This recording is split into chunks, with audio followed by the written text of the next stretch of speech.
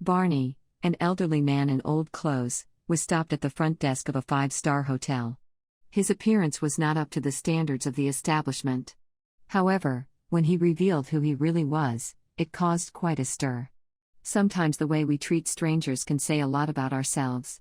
Today's story will tell you about Barney's experience and what he learned when he was kicked out of the hotel.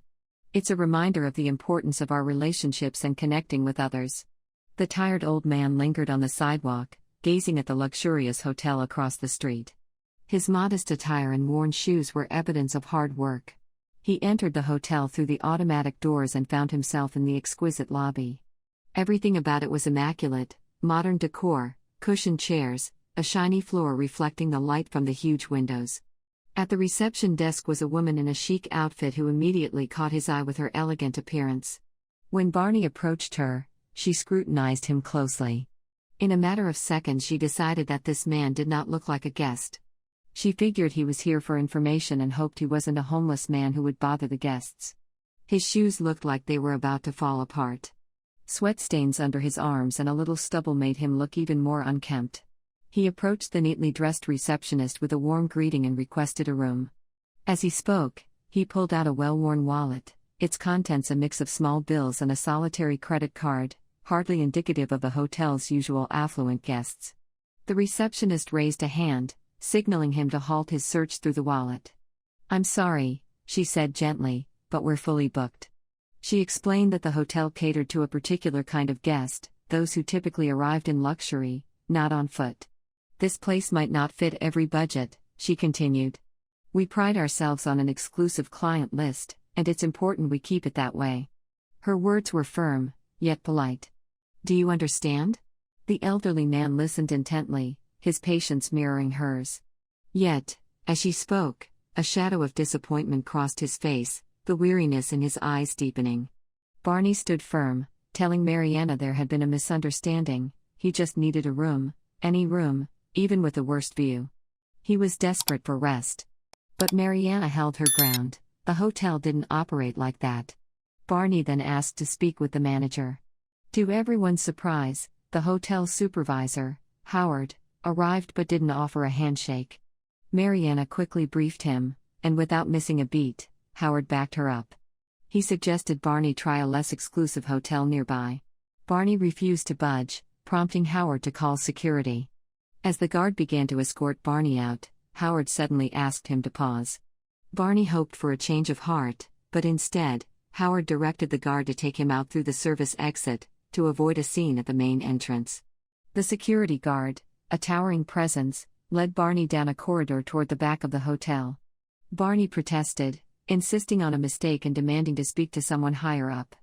The security guard, following Howard's directive, led Barney through the service corridors, where they encountered Deborah, busy with her laundry duties.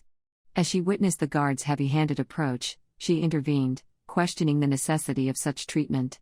The guard respected Deborah and, at her insistence, left Barney in her care, suggesting any complaints should be directed to the supervisor.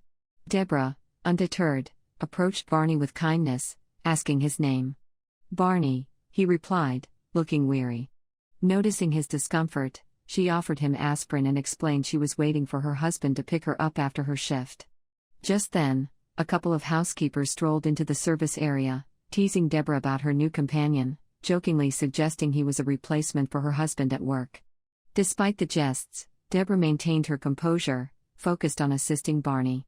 Barney, maintaining his good humor despite the situation, chuckled at the housekeeper's teasing. "It's interesting how neither of you work for her," he remarked, not taking offense to their playful banter. Deborah, however, seemed embarrassed by their comments. Once the housekeepers had left, chuckling as they went, Barney asked Deborah about the remark concerning her husband. Taking a deep breath, Deborah began to share her story. Her husband, Jonathan, had been the victim of a hit-and-run. A reckless driver ran a red light and hit him while he was crossing the street, severely injuring his leg. Despite quick medical intervention and a rush to surgery, the damage was too severe, and his leg had to be amputated. Despite the tragedy, Deborah remained grateful that Jonathan had survived and was determined to stay positive about their future.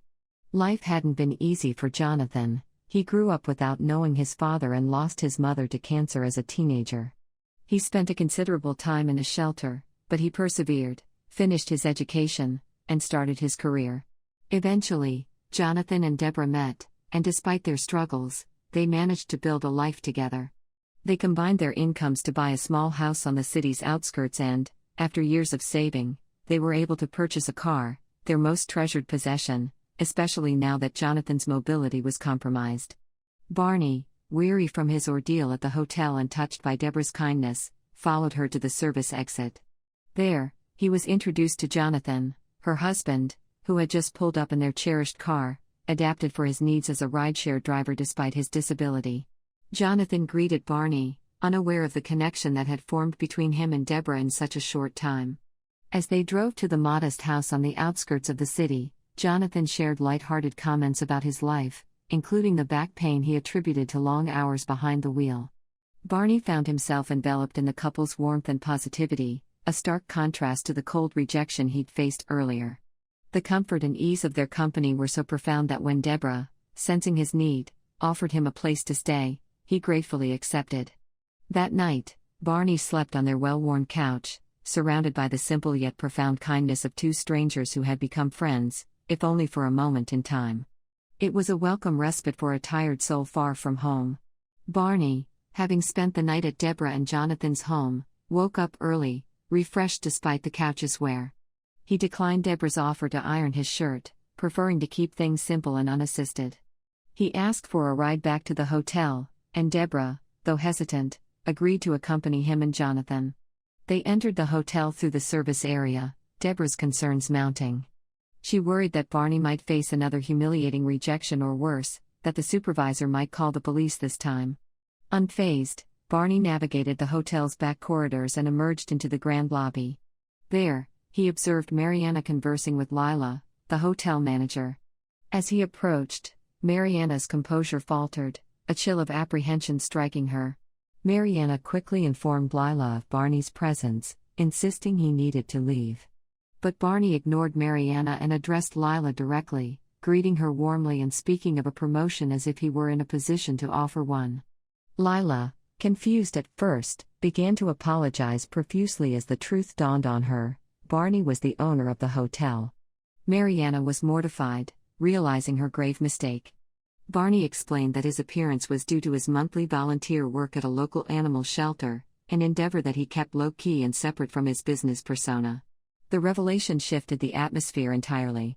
Barney, in his unassuming attire, had exposed a flaw in the hotel's service and judgment, a reminder that appearances can be deceiving, and that kindness and respect should be extended to all, regardless of their outward presentation.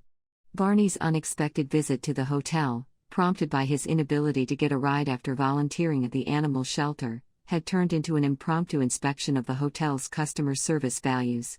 His experience had revealed a culture of judgment and disrespect based on appearances, which was contrary to the values he expected his establishments to uphold. He made it clear that his displeasure stemmed not from his ego as the owner but from the unacceptable treatment he received, which would have been inhumane for anyone in his position. Barney's announcement about re-evaluating the positions of the staff involved, including the manager, supervisor, receptionist, and security personnel, put everyone on edge. Deborah, on the other hand, had shown compassion and respect, qualities that Barney valued highly. She had treated him with dignity regardless of his appearance, proving her worth as an employee who embodied the hotel's supposed standards. When Laura pleaded for her job, Barney proposed a corrective measure: a month-long internship in the service area without the trappings of her usual front-of-house presentation. This was not meant as a punishment but as an opportunity for her to understand and value every aspect of the hotel's operation. Laura's refusal to accept this condition, perceiving it as humiliating and disrespectful, prompted Barney to confront her with a poignant question. By asking if she felt superior to those working in service roles, he challenged her, and by extension, the hotel's culture, to reflect on the inherent dignity of all work and the importance of empathy and humility. Barney's question was a moment of reckoning, a chance for Laura and the hotel staff to recognize the value in every position and the importance of treating all individuals with equal respect, regardless of their job or appearance. The day after Barney expressed his dissatisfaction with the behavior of the hotel staff, emphasizing that the problem was not his ownership of the hotel but the inhumane treatment he had received. An elegantly dressed gentleman drove up to Deborah and Jonathan's house. He arrived in the afternoon and introduced himself as Mr. Barney's business manager.